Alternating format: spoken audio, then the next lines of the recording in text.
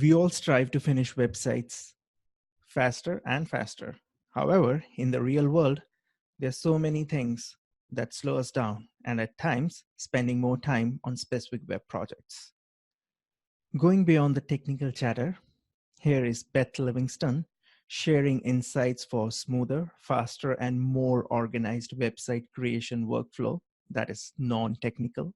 So let's welcome Beth on the show and get started. Hi, Beth. How are you? I'm good. Thank you. Thank you for inviting me. Cool. So normally we talk about technical stuff, but today we're going to talk non-technical stuff that will help in the technical stuff of building websites faster. But before we get there, why don't you give a quick introduction about your online life? Okay. So my name is Beth Livingston, and I started building WordPress websites back in 2009, sort of as a side project. I was still employed as an IT business analyst in the financial corporate world, and I wanted to build a web app. And my friend was helping me. He was a .NET programmer, and everything was fine until he got a girlfriend and was no longer available to me, and I was very frustrated. And so I said, there's got to be some way I can do some of this myself. And he sent me Joomla, which was extremely confusing, and I had no clue what was going on. So I went out on my own and started researching. I found WordPress, and then I started building that web app in WordPress. But what happened was the economy improved, and it wasn't a viable product anymore. It's funny how the economy improved, so my business died.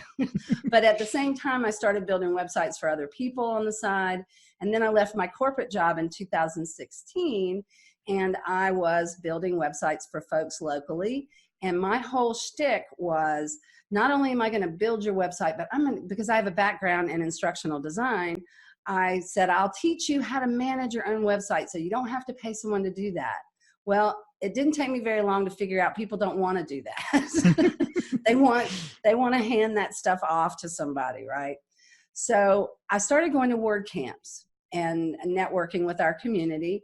And that's when I discovered that there's so many people in our community that have no clue how to manage projects, because the way that agencies usually emerge in WordPress is just like my life, right? Yeah. You start doing it on the side, then you think, hey, this is pretty cool. I could do this for other people. And then you start a business, and you might go to the community college and get all the technical stuff like how to form an LLC and how to do a company and how to do a profit and loss statement.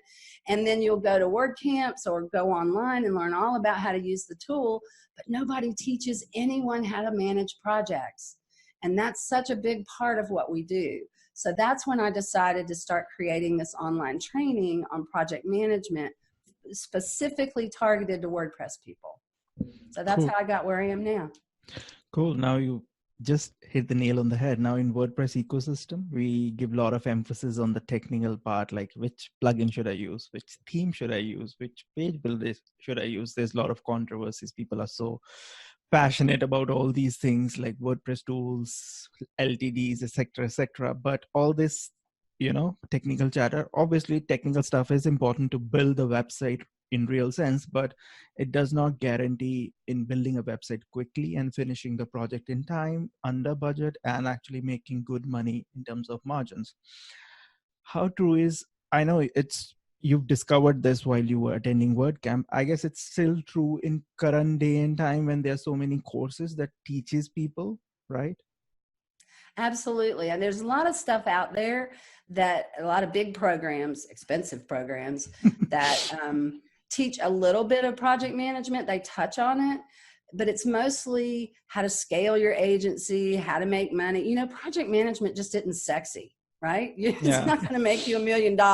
It'll save you quite a bit of money if you do it right, but it's not one of those where you're going to make six figures by managing projects better, right? So it's not a topic that draws a lot of attention. But and that's, that focus on technical is not just the WordPress community. It's any IT area is going to focus on the technical more than the soft skills like client management and project management. So that's definitely true. Now, whether a person is new or even seasoned, like in WordPress ecosystem, we are still trying new things. We all learn by trying new things and then put an expert tag on us like, oh, I'm an expert at this. But even though we are still trying, or someone who is experienced, there are still so many things that consume more time than expected, and a website project can drag, even though you are experienced and you've handled it, but there's always a new challenge waiting for you. Now, in this whole, website project life cycle, which are the most common bottlenecks that you have observed so far that actually pushes people back in terms of completing projects? Well, the biggest one, I've done survey after survey. I spoke at 9 WordCamps last year. Wow. So I talked to I know, I went to 10 because I went to WordCamp US as a GoDaddy Pro ambassador. But so I didn't speak there, but it still had the opportunity to talk to a lot of people. And bottom line, it is getting content from the client, the biggest bottleneck. And we can get into more about why that is. But and how it can actually be prevented. This is the thing. I get so excited because I'm like, y'all, there's a way to fix that, right? It doesn't have to be that way. But so getting content from the client and then focusing on design too early, which then results in extra review cycles because you're trying to get validation on the content and the design at the same time, and that's never a good idea. So those are the 2 biggest ones.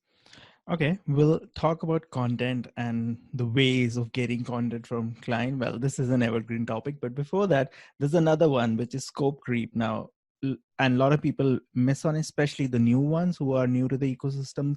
Like a project started and you had a contract and a promise, so-called, for 10-page website, and client suddenly wants 2 more pages, and you want to be nice in that spirit. You say yes without actually, thinking of the precedents that you're setting for you and even for people in general in the community. How does one handle scope creep, even for not just for new people, obviously they will learn, but even for people who are in intermediate stage in this WordPress ecosystem? Well, the biggest thing is to establish a change control procedure up front. Put it in the contract. It's part of what that client is agreeing to follow your processes, right? So this, and one thing I do with my with my change control procedures, I use a change budget. Okay. So let's say that the website's going to cost my estimate for just completing the website is going to be $7,000, right? Then I take maybe 20 to 30% of that. And this also goes in the proposal. It's a separate budget item, right? And it's over there. It's kind of like a bucket of invisible money, right? Okay. You don't collect any of this until a change occurs. It is only for change. That's the only thing it's used for. So guess what, Mr. Client? If you have no change, that money will stay there and I will not charge you for that. So okay. it will be $7,000. If a change comes up, and this is the other thing, is you gotta acknowledge change as inevitable. It's gonna happen. What we try to do is act like we have this majority projects, actually. Exactly. So what we tend to do is act like we have this magic crystal ball that we can see into the future, and we can get all those requirements in an hour and a half meeting with the client to do the proposal. That's crazy. You can't do that. So acknowledging change as inevitable. I mean, you want to give the client the confidence that you know how to get the requirements right, that you have a process in place for that. But if they forget to tell you something, you forget to ask something, or maybe somebody just has a good idea halfway through the project. You don't want to eliminate that because you didn't think of it up front. So you have your change control procedure. And you know what? Most agencies have one. The biggest problem is they don't stick to it, just like you were saying, right? They have a change control procedure, but they go, it's only going to take 10 minutes. We'll just throw that in. It's only going to take a few minutes. The first time you do that, you're dead in the water because they're going to expect it the next time and the next time, regardless of what size the change is. So you establish that change control procedure, establish the change budget, but you put the client in charge of the change budget. So when a change comes in, a change request, someone fills out the form saying, here's what we want to change. You do an estimate of how it's going to affect the time and how it's going to affect the cost. And then you hand it to the client and go, do you want to take this money out of the change budget? And so what it does is it really eliminates all the frivolous changes. Like, can you change that blue to a different shade? Those kinds of changes, right? Okay. Just understanding the whole thing with an example. So for example, there's a 10-page website and you've set 5,000 as an estimate, $5,000 as an estimate for designing and developing the website, and you have the content. That's one part of it. And in addition to that, you will have a change budget. Is that what you're saying? Yes. So in other words, this $5,000 is what it's going to take to build the website. Yeah. If there's no change at all. Okay. If there's change, then it could cost as much as that $5,000 plus whatever you put in that change budget. Okay. 20%, 30%. And the percentage that I use is dependent on how tech savvy the client is, do they really know what they want? If they're kind of sketchy about what it is they want, then I usually make that higher because there's probably going to be more change. But if they're dead set, they already have it really spelled out what they need and what they want, then I'll usually make it a little smaller. Then the inevitable question comes up, well, what if we run out of money in the change budget? Well, then you do a change request to increase the change budget. Okay. I mean, the client's been there with you shoulder to shoulder the whole time. They know what the changes are. So it's not like they can fuss about it. You spelled it. See, that's what the key is, doing all of this upfront with the client and educating them on what the processes are and why they're there. They're there not only to protect us as the developer, but also to protect the client because they're going to get the website done on time within budget.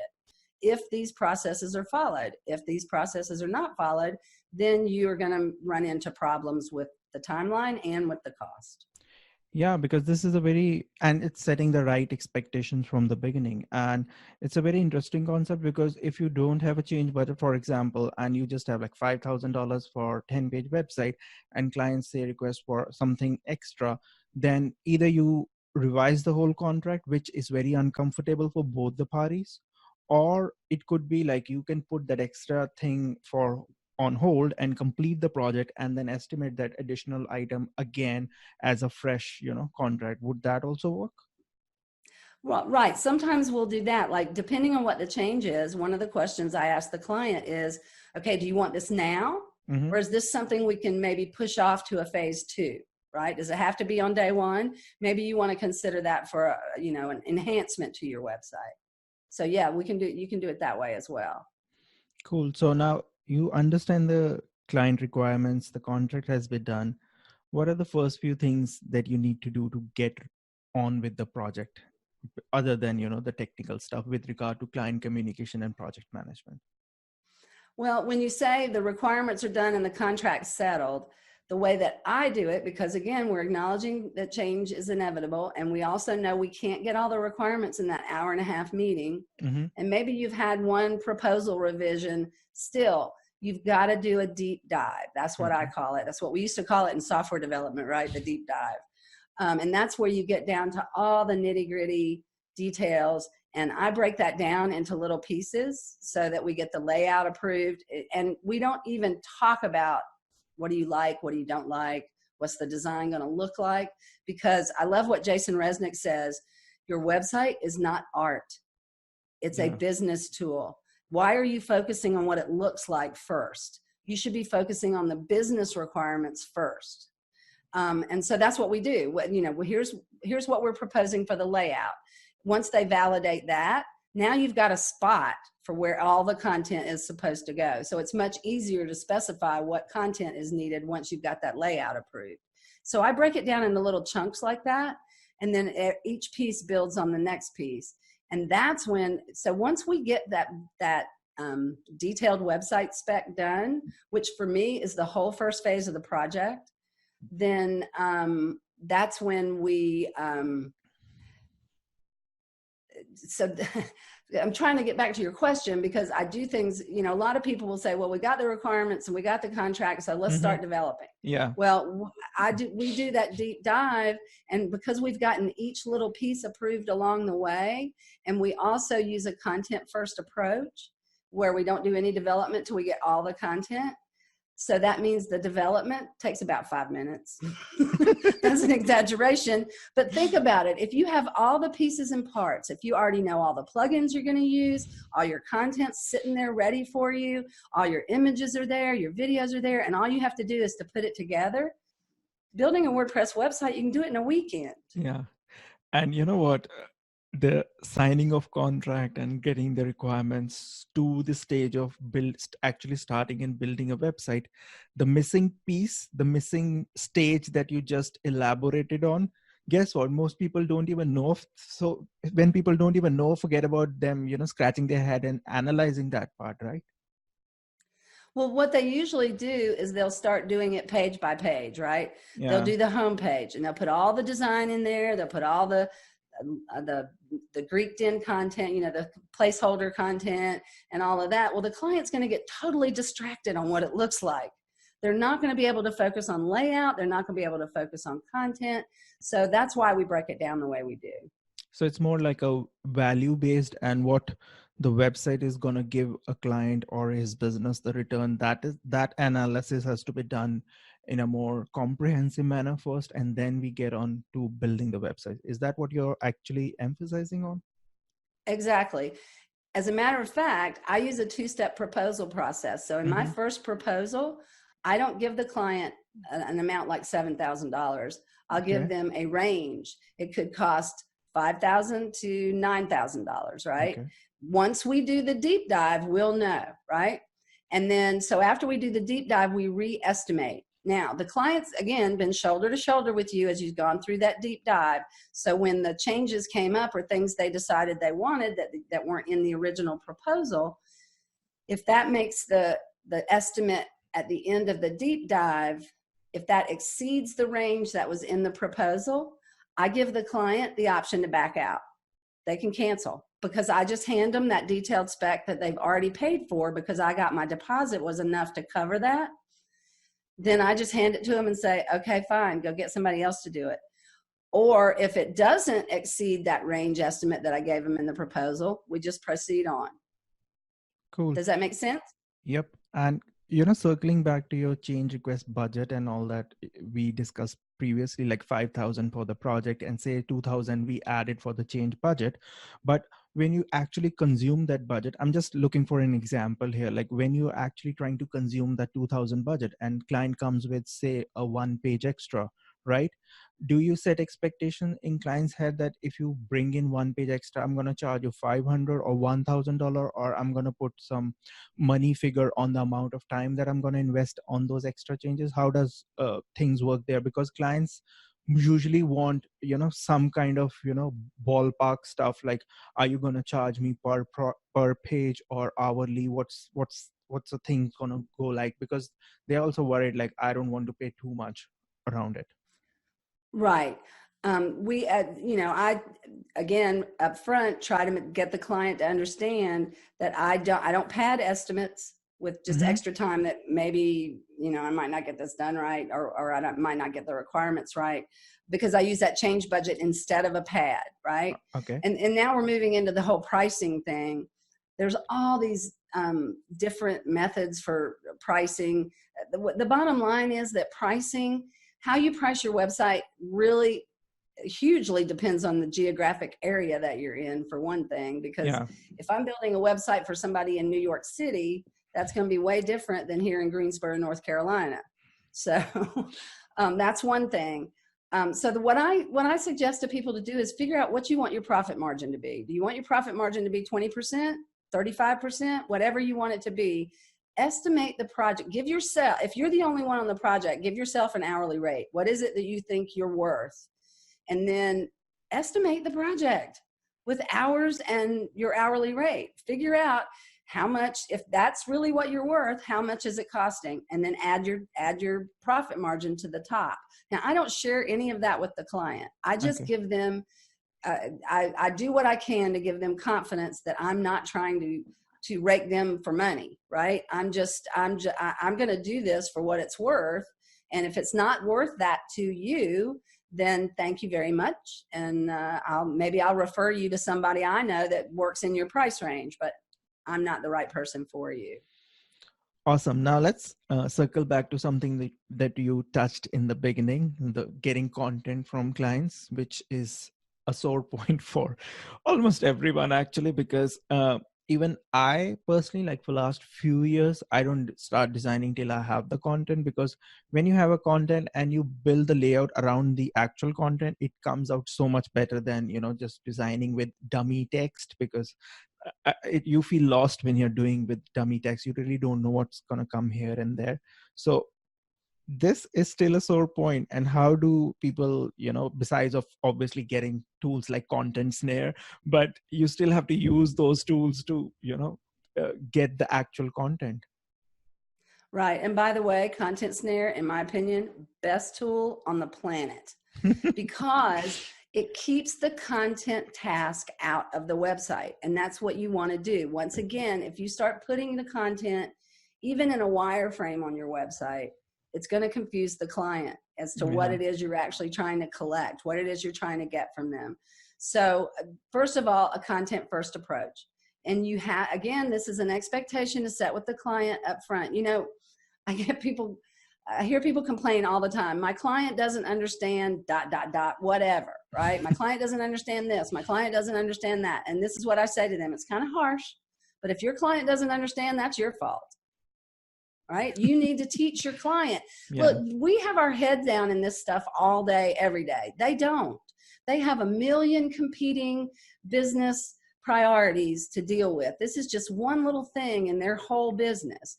And so you have to educate them on, number one, how website development projects work. And number two, why you're doing things a certain way. Why are you saying content first? Well, here's the brutal, honest truth. Clients are terrible at getting content to us on time. Yeah. So that throws our business off. So, and it also helps with design. We will be able to create a better design for you if we focus on the content first. The other thing I do is try to convince the client not to do their own content. And the way I do that is during the proposal phase, based on the number of pages. What I do during the proposal phase is I go ahead and create a visual sitemap for the client to validate before I do the proposal.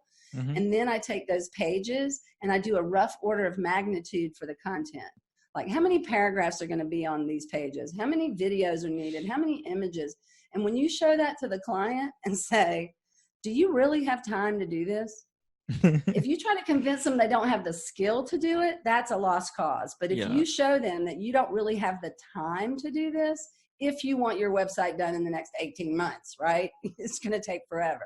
And just explain to them, look, we know that you're busy and you probably, well, you have to think of a nicer way to say this, but you're probably overestimating your ability to get this done in this time frame, right? It's a lot more complicated than you think it is. So why don't we hire a copywriter to do this? Or why don't we hire a videographer to do your videos? Or, whatever it is, or somebody to edit the videos. Whatever those content tasks are, first, I try to convince them not to do it. But if they insist on doing it, then I give them that brutal, honest truth of, look, this is how it goes. So here's what's going to happen if you don't meet the well, and the other thing I do, sometimes I will add a slight increase to the amount that I quote for the project and offer a discount if they get their content done on time.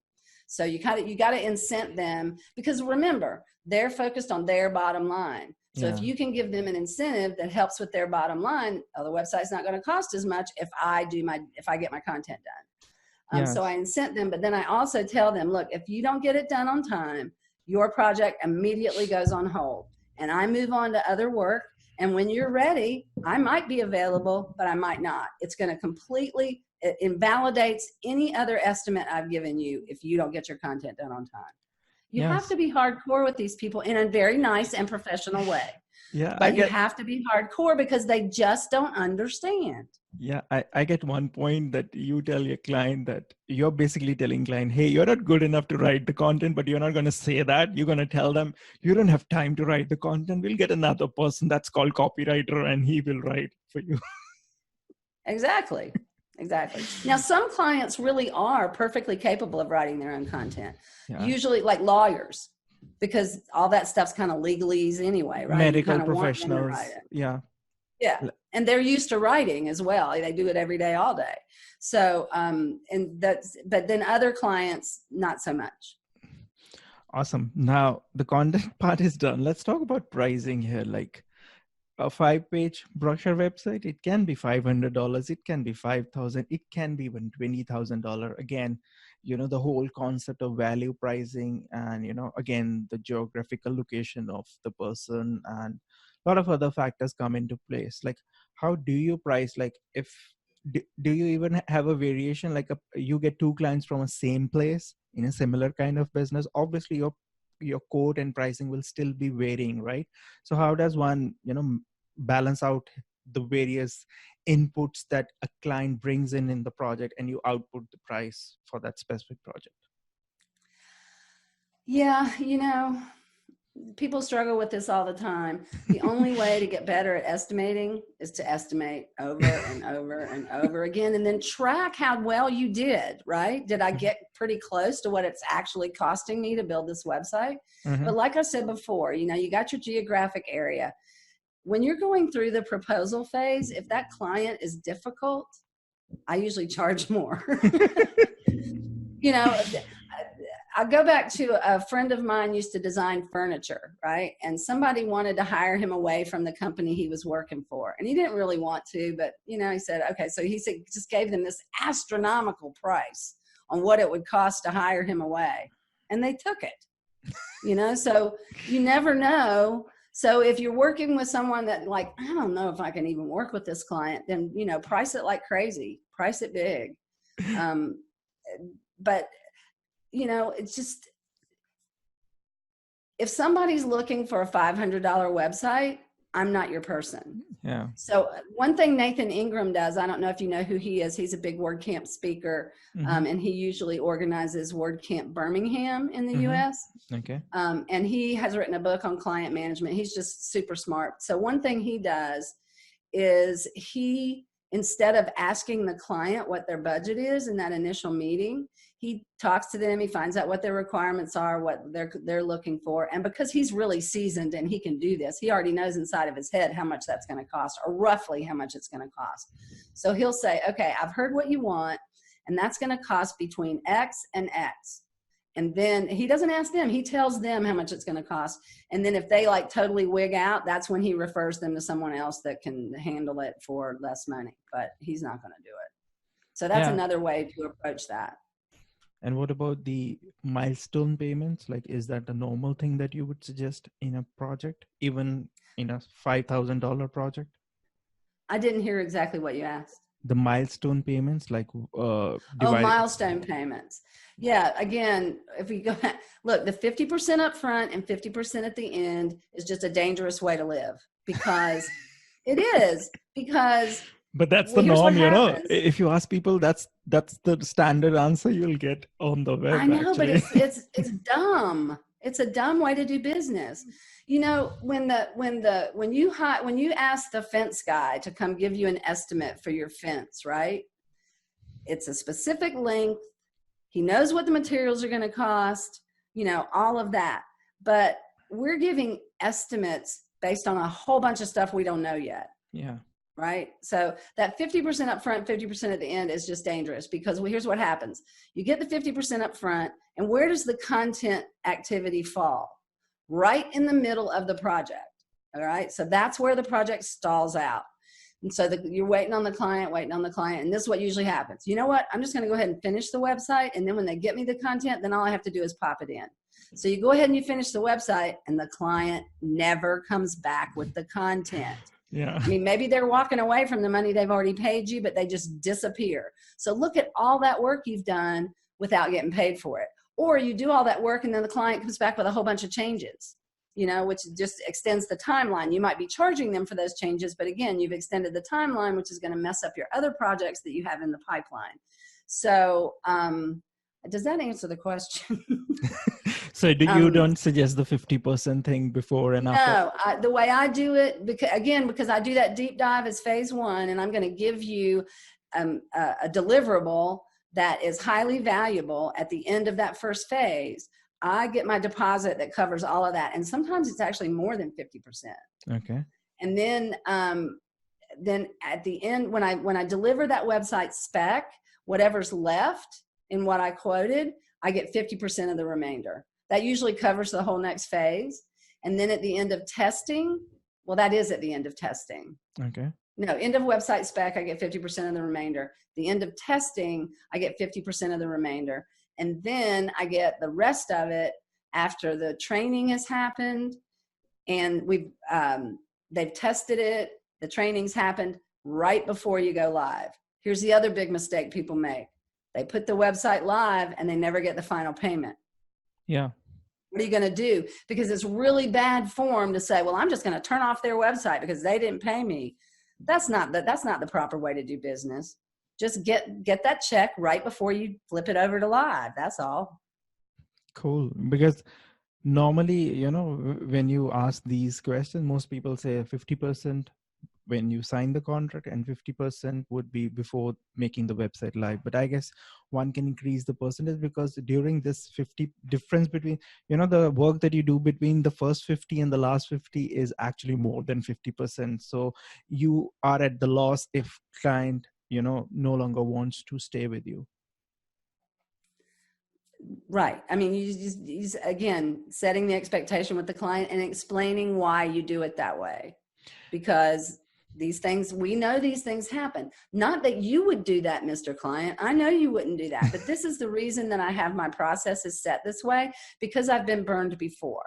So this is why we do it this way. Yeah. Because and usually an astute businessman or astute business lady, woman, a business person, I guess I should say, they understand that. Yeah. If you make it about, hey, it's about the business. It's not about you. It's not about me. It's about the business. And we know how we get burned. So we're going to put processes in place to keep that from happening. We're doing this to protect you and to protect us. Now, a lot of times, like, we spend more time than we expect in a project. And we've already discussed about that in times like you should have a change budget for it. Now, people who are not into this change budget mechanism for now, like personally, even I have had, like, if you do 10 projects, there will be one project in your lifetime or during that year that will like eat your brain and you will be frustrated about it. Not just the client is bad, it's just the whole project is like messed up. So should we take this like few exception into our strides, or project management is the answer to heal this frustration that comes from these specific projects? Well, there's two kinds of change to a project. Mm-hmm. Sometimes the change it affects the cost and the timeline. Okay. Sometimes it only affects the timeline. Mm-hmm. So let's use, for example, your lead programmer has an accident. Okay. So you're going to have time to either replace him or postpone or move the project dates till he gets back out of the hospital, whatever the event is. Now, if it's just because you don't have a clue what you're doing, that's different.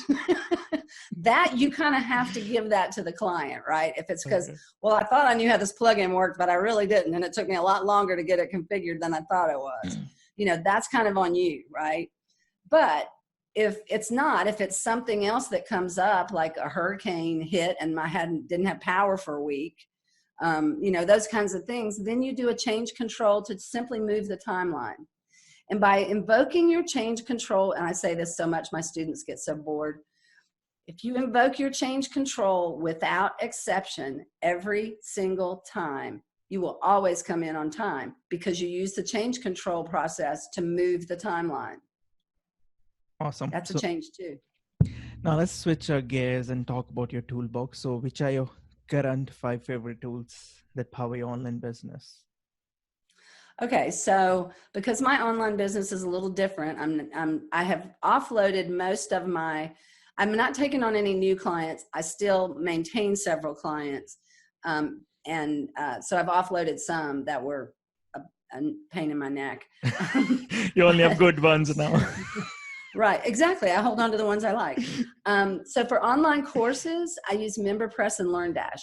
Love them. They work great together. I haven't had one single problem with either one of those products. And then for web development and communication, well, I already mentioned it, Content Snare. Love it, love it, love it. Love James Rose too. Yeah, nice guy. WP Feedback. Now, WP Feedback, although Vito, he talks about how it can be used to collect content.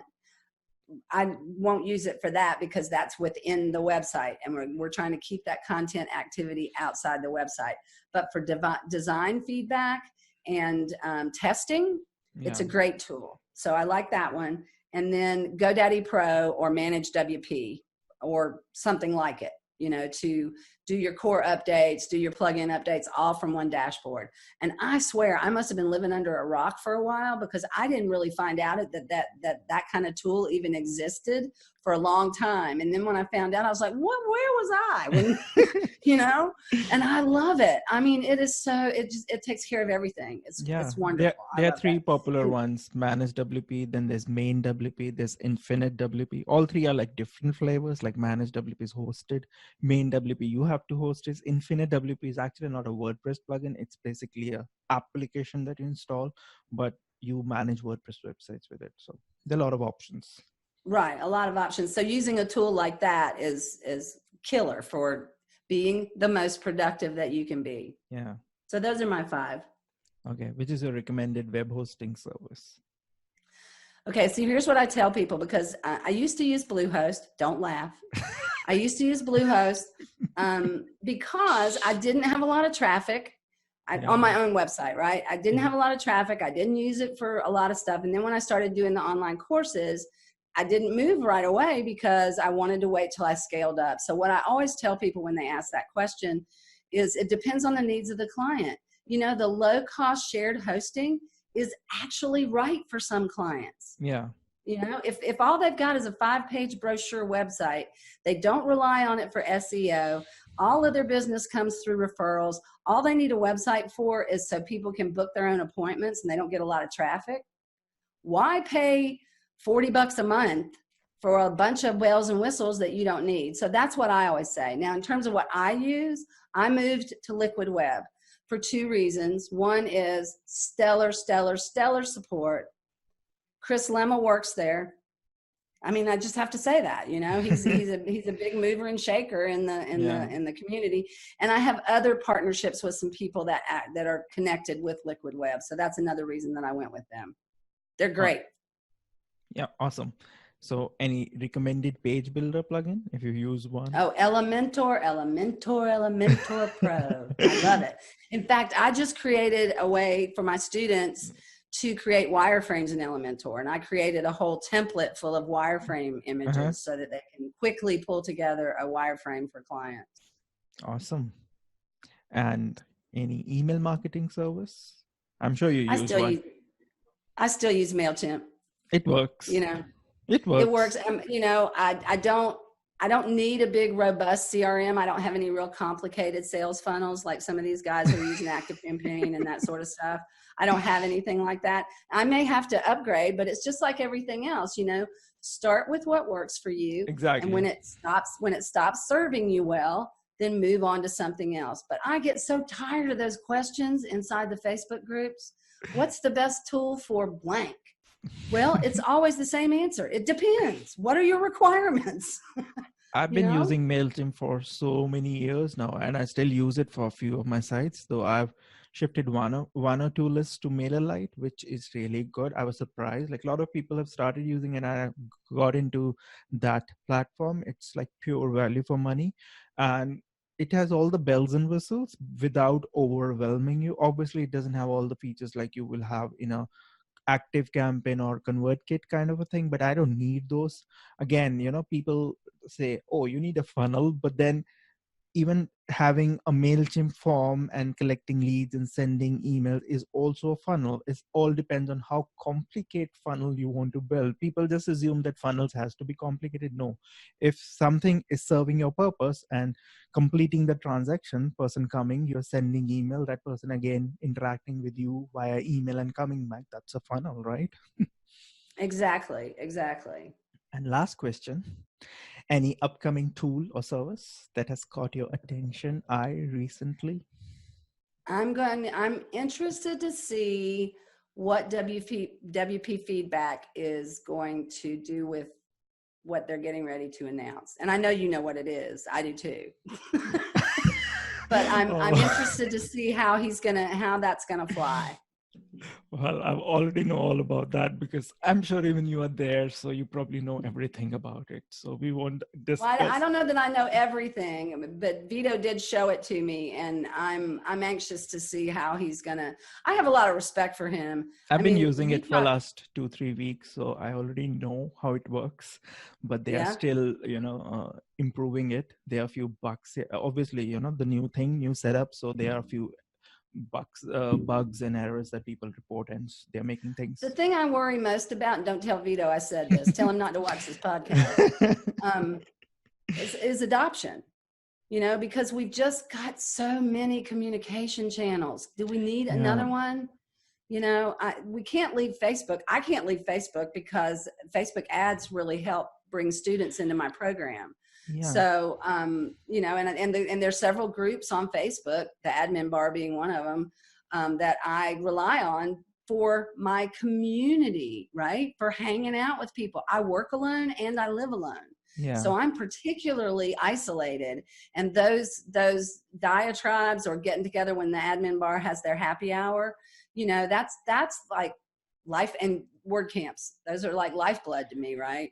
Yeah, You get to because hang out with your friend, your people, all your geeky friends are in one place. exactly, Facebook has been an important tool for me for last few years, and I've made so many connections. So I've got so much business and made a lot of friends in this.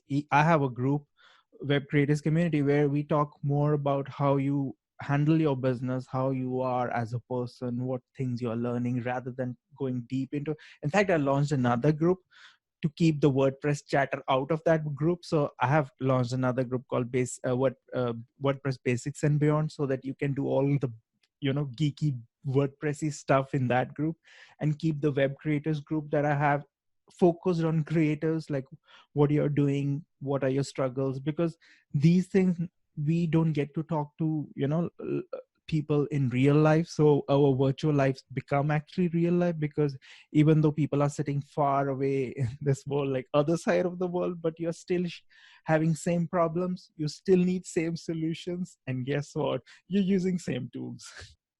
Exactly. So that's my only concern about what WP Feedback's doing. I applaud him. I think it's a great idea, It's a mammoth but it's task. just how is he going to get people to adopt it and add another communication stream to their life? Yeah, just talking from the setting up part and visualizing the concept, it's a mammoth task, because having an idea is one thing, but implementing, he did implement it really beautifully. I love the how he set it up, but then again, you got to try to see how it works. Again, that's how web works. Like I've done courses, and initial few of my courses were like blind entry. Like I made the course, I'm gonna put it out, let's see, even if it doesn't work, who cares, at least I am learning how to make course. Right now, Mm-hmm. as you get more mature or refined at certain things, you obviously take more precautions. But then Mm-hmm. I've seen so many successes, like people would make a plugin out of their need and they become blockbuster. Even for V2 also, like WP feedback came from nowhere actually. The plugin Mm-hmm. itself, like it's not those kind of solution did not exist. It's just how you present your solution is what actually makes a real dent in sales. Yeah, there was a time where like Vito was in your feed like every third or fourth post. There was something from Vito about it. Yeah, visibility is Oh, so important. he's a very accomplished marketer. I'll say that. Yeah, because nowadays, even I feel that way. Like, not just your product has to be good, a good person has to be behind a good product, because not just people buy a product, they buy it from people they can relate to or they feel good about. So that is also very important, because in our community, people only buy from referrals or the knowledge that we are sharing, because we don't have typical advertisement or channels that are going. Obviously people do Facebook ads, but still majority of sales do come from Facebook groups or people making blog posts or review videos, etc. Mm-hmm. So there's that. Okay, Beth, thank you so much for your time. But before we end, anyone who's listened everything and wants to get to know more about you and what you offer, why don't you tell where can people find you and what can you help people Okay, so my website is wproadmaps.com. with? I try to provide roadmaps for people that guide you from point A to point B. I've got some free training right there on the front of my website, some stuff about scope creep and using a project notebook and how that can help you and stuff like that. But recently I just launched the WP Project Managers Academy. And that is a free program and when you enroll in that program, you get immediate access to WordPress Project Management 101. And it covers a lot of what we just talked about in here, enough to get you started. Because I had actually released this earlier as the complete project management roadmap for WordPress, but I put it together like a software development lifecycle document. So it was like trying to drink water out of a fire hose. It was just way too much, way too overwhelming. And because I listened to my people, and they, the WordPress people need a free option. They need a buy it, try it before you buy it, because we are so used to that. We are used to this. So I took all the beginner stuff and enough stuff to get people started and put it in that Project Management 101 class and that or roadmap. And that gives them the opportunity to see if my style of training works for them, if they're learning things, if they're getting value from it. And then we have an advanced program that isn't ready yet. But in that advanced program, if people want to take it further and get a lot of these done for you things, like they can get just about every asset you'd need for project management done for you. And then I also realized after attending the recurring revenue retreat and all the WordCamps I attended this year, that I can't teach project management in a vacuum, right? Okay. Project management is in the middle. Then there's all that stuff that has to come first, because you can't manage projects if you don't have any. And then you got to figure out what your sales deal is, right? What are you going to offer? Are you going to do website as a service? What is it you're going to offer? And then after the project, there's all that recurring revenue, right? That you need to establish some form of recurring revenue. And there's lots of options there too. So I've employed the help of a lot of different subject matter experts that are teaching inside the advanced program. Okay. James Rose is one of them. He's teaching about Zapier Mastery. Matt Rodella is teaching about turnkey websites. Christina Romero is teaching about care plans. So I've gone and gotten a primo expert in every area, because as I said before, and I've had this conversation with Vito too, and as you mentioned, there's so much noise out there. There's so many conflicting opinions. They're all experts, but they're given different, viewpoints and ideas, right? So what I've tried to do in this advanced program is give one roadmap with one set of experts and one set of tools. We know that this works. So if you're struggling, go take this, use it. And then I also teach people how to do continuous improvement and how to make that better, how to tweak it for your specific business or your niche or your client base or whatever, so that it suits you better. Maybe that's not the right tool for you, but stop asking what's the best tool for whatever, because everybody's got an opinion and everybody's got an affiliate link also. Ouch. So. Another ouch. Sorry. Okay, but it's true. Haven't you? Don't you feel like that sometimes? Like somebody's only die hard for that product because there's an affiliate. No one. The Bluehost gets recommended so many times everywhere because there's a big affiliate marketing behind it. So I'm not saying Bluehost is bad or something, but then not everyone needs Bluehost, right? So that's where I'm coming from.